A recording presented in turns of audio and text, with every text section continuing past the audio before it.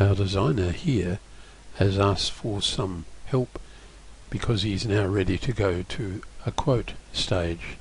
How can you use gCADPlus, or what tools are available to help in preparing a quote?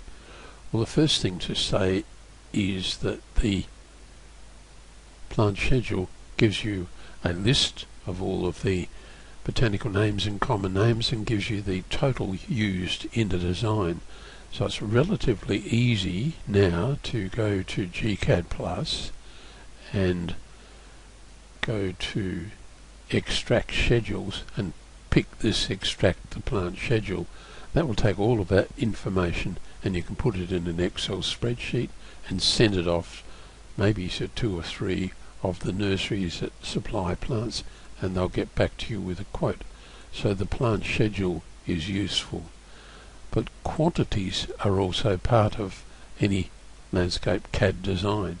For example, the design specifies Corten steel edging, which this low area is grass, but we now have a garden bed area here delineated by Corten steel. And if we click on the polyline that's been used to describe the shape of that new boundary, you can see the length is, remember this is a design from the US, the design is 95.9, sorry, the length is 95.9. So you'll need to order at least 100 meters of Corten steel to carry out the job. The other thing to note is that if we click in the closed polyline that serves as the sort of indication that it's a mulched garden bed area, and the mulch is specified to be 2.5 inches thick, you can again look in the properties box, which is why we like to suggest keep that properties box running. It gives you an area of 645 square feet multiplied by the 2.5 inch thick can easily get you a calculation for the quantity of mulch that you need.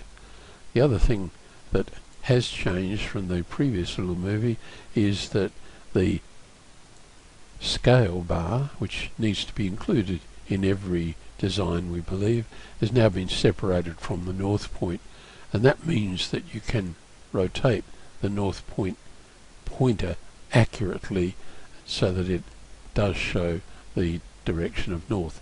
And that's of course critically important in selecting species. You want to be planting shade loving plants in the northern hemisphere on the south side and so on. So it's a useful tool. It's not just producing a pretty design, you are modelling what you're going to do when you eventually get on site. So I hope that answers his question.